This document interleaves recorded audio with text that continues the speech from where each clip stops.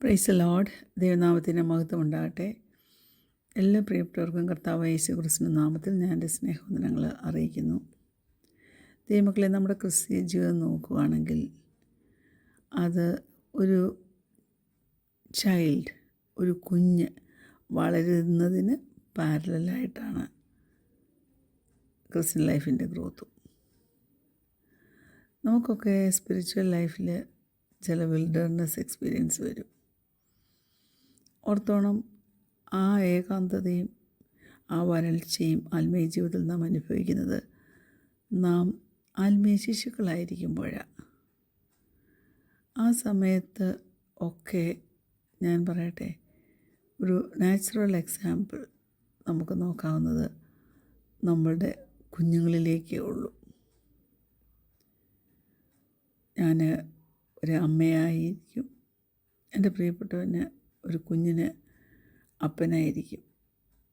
പക്ഷേ ഒരമ്മയും ഒരപ്പനും ഒരു കുഞ്ഞിനെ കരുതുന്നത് എപ്പോഴും വ്യത്യസ്തമായിരിക്കും. കാരണം അപ്പൻ എപ്പോഴും കുഞ്ഞുങ്ങളുടെ കാണത്തില്ല, അമ്മ എപ്പോഴും കുഞ്ഞുങ്ങളുടെ കൂടെ ഉണ്ട്, അല്ലേ?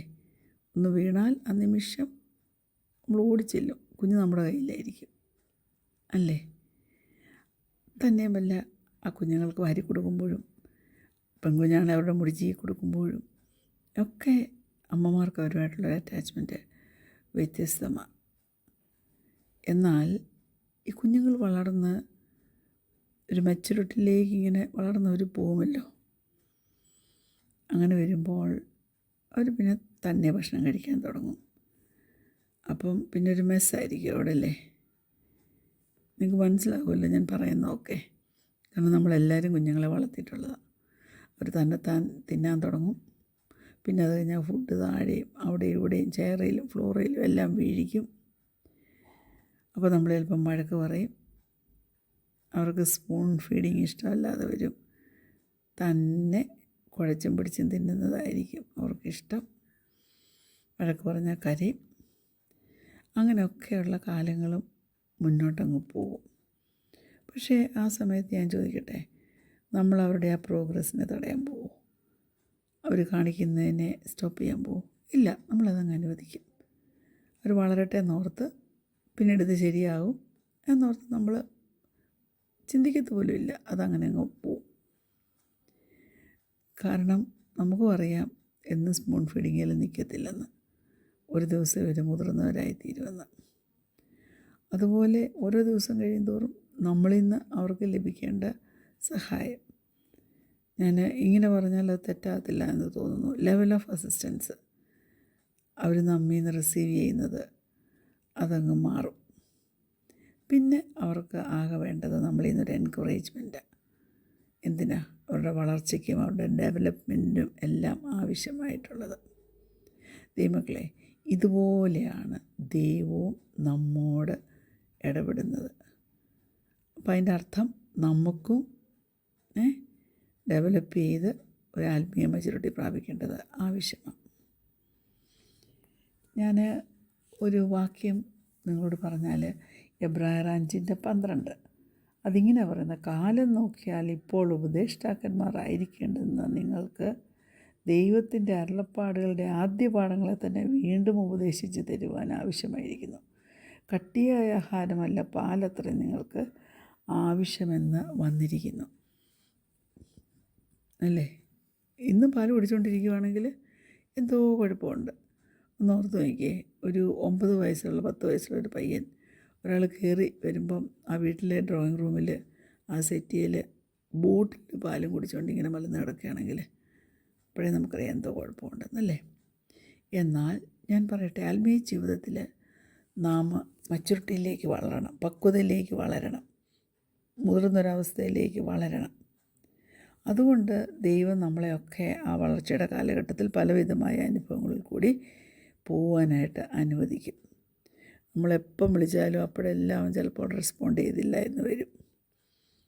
അപ്പം സ്പിരിച്വൽ മെച്യൂരിറ്റിയിലേക്ക് നമ്മൾ വളരുമ്പോൾ ഓർക്കണം, ചൈൽഡ്ഹുഡിൽ നിന്ന് അഡൽട്ട്ഹുഡിലേക്ക് എങ്ങനെ വളരുന്നു അതുമായിട്ട് നമുക്ക് കമ്പയർ ചെയ്യാനായിട്ട് പറ്റും. അപ്പോൾ ചില സമയത്ത് ദൈവം ചില കാര്യങ്ങളിൽ നമ്മെ ശിക്ഷിക്കും.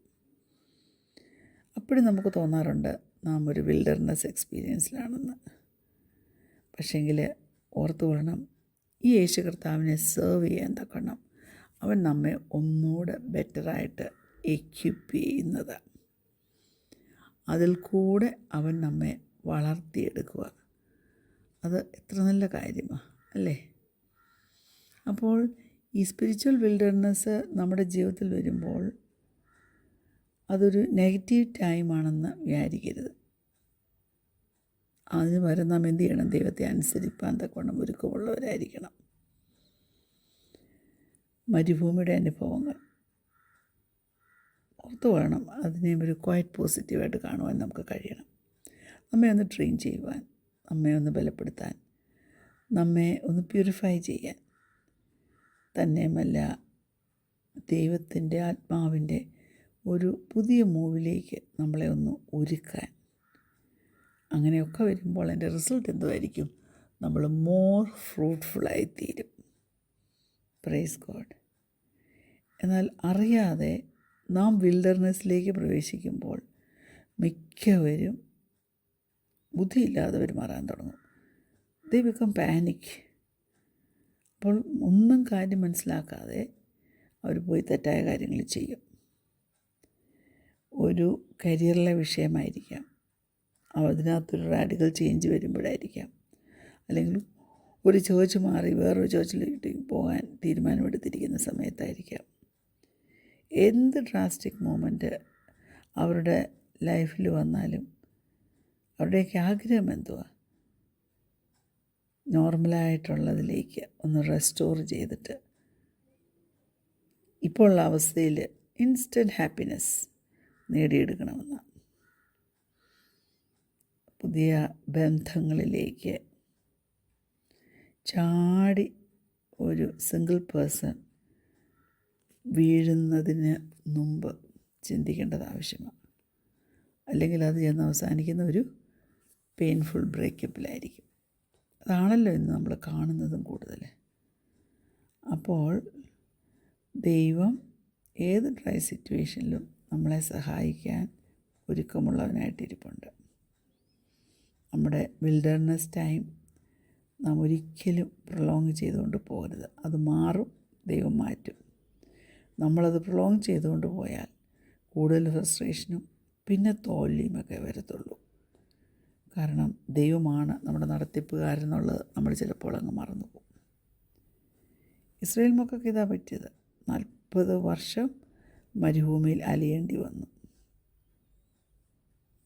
ഒരു വർഷത്തെ വിൽഡർനെസ് ജേണി എന്തായി തീർന്നു? ഒരു ലൈഫ് ടൈം എക്സ്പീരിയൻസ് ആയിട്ട് അവർക്ക് തീർന്നു. മനസ്സിലാക്കാൻ കഴിയാതെ പോയത് എ ലാക്ക് ഓഫ് അണ്ടർസ്റ്റാൻഡിങ്. അതാണ് ആ എൻറ്റയർ ജനറേഷന് വാഗ്ദത്ത ദേശം ഇൻഹെറിറ്റ് ചെയ്യുന്നതിന് അൺഫിറ്റായിട്ട് അവർ തീർന്നു. ദൈവം തൻ്റെ ജനത്തെ നയിച്ചുകൊണ്ട് പോകുമ്പോൾ, തൻ്റെ കുഞ്ഞുങ്ങളെ മുന്നോട്ട് കൊണ്ടുപോകുമ്പോൾ, ഇസ്രായേൽ മക്കളെ മരുഭൂമിയിലേക്ക് നടത്തിക്കൊണ്ട് ഇങ്ങനെ മരുഭൂമിയിൽ കൂടിക്കൊണ്ടുപോകുമ്പോൾ അവരെ ടെസ്റ്റ് ചെയ്ത് ട്രെയിൻ ചെയ്ത് അവരെ മൈറ്റി വാരിയേഴ്സായിട്ട് പ്രിപ്പയർ ചെയ്തിട്ട് ആ ഡിവൈൻ പ്രോമിസ് അവർ ഒക്യുപ്പൈ ചെയ്യണമെന്ന് സ്വർഗം ആഗ്രഹിച്ചു, എ ന്യൂ ഹോം ലാൻഡ്. പക്ഷെ അതിന് പകരം അവർ വിൽഡർനെസ്സിനെ ഒരു പണിഷ്മെൻ്റായിട്ട് കണ്ടിട്ട് പുറകുറുക്കാൻ തുടങ്ങി, കംപ്ലെയിൻ ചെയ്യാനൊക്കെ തുടങ്ങി. നമുക്കറിയാം എത്ര ട്രാജിക്കായിട്ടാണ് സംഗതികൾ പോയെന്ന്. നമുക്ക് വിൽഡർനെസ് എക്സ്പീരിയൻസിൽ എൻ്റർ ചെയ്യുമ്പോൾ കുഞ്ഞെ കംപ്ലെയിനിങ് അവോയ്ഡ് ചെയ്യണമേ. എന്നിട്ട് ദൈവത്തിന് നന്ദി പറയാൻ തുടങ്ങണം. ഒരു ന്യൂ മെച്യൂരിറ്റി, ഒരു പവർ, ഒരു ബ്ലെസ്സിങ്, ഒരു ഓപ്പർച്യൂണിറ്റി, അതിനുപരിയായി എ ഫുൾഫിൽഡ് പ്രോമിസ്, അതിനവകാശിയായി തീർച്ചയായിട്ടും ദൈവം നിങ്ങളെ തീർക്കും. അതുകൊണ്ട് നീ നിൻ്റെ വിൽഡർനെസ് സീസണെ എങ്ങനെ കാണുന്നു എന്നുള്ളത് വളരെ ശ്രദ്ധയോടെ കാണുക. കണ്ണുകടയ്ക്കാൻ നമുക്ക് പ്രാർത്ഥിക്കാം. ഞങ്ങളെ സ്നേഹിക്കുന്ന ഞങ്ങളുടെ നല്ല കർത്താവേ, സ്വർഗീയ പിതാവേ, നല്ല സമയത്തിനായിട്ട് സ്തോത്രം. നടത്തുന്ന വഴികൾക്കായി സ്തോത്രം. വിൽഡർനെസ് എക്സ്പീരിയൻസിൽ സംഗതികളെ പോസിറ്റീവായിട്ട് കാണുവാൻ ഞങ്ങളിലും ഒരു ഡെവലപ്മെൻറ്റ് നടക്കുവാൻ തക്കവണ്ണം പരിപൂർണമായിട്ട് ഞങ്ങളെ ഏൽപ്പിച്ചു കൊടുത്തുകൊണ്ട് മുന്നോട്ട് പോകാൻ സ്വർഗത്തിലെ ദൈവമേ ഞങ്ങളെ സഹായിക്കുമാറാകണമെന്ന് പ്രാർത്ഥിക്കുന്നു. ജയത്തിൻ്റെ അവകാശികളായി വാഗ്ദത്തത്തെ അവകാശമാക്കുന്നവരായി തീരുവാൻ നീ ഞങ്ങളെ സഹായിക്കണം. പ്രാർത്ഥന കേട്ടതിനാൽ സ്തോത്രം. യേശുവിൻ്റെ നാമത്തിൽ തന്നെ ആമേൻ. Praise the lord. God bless U.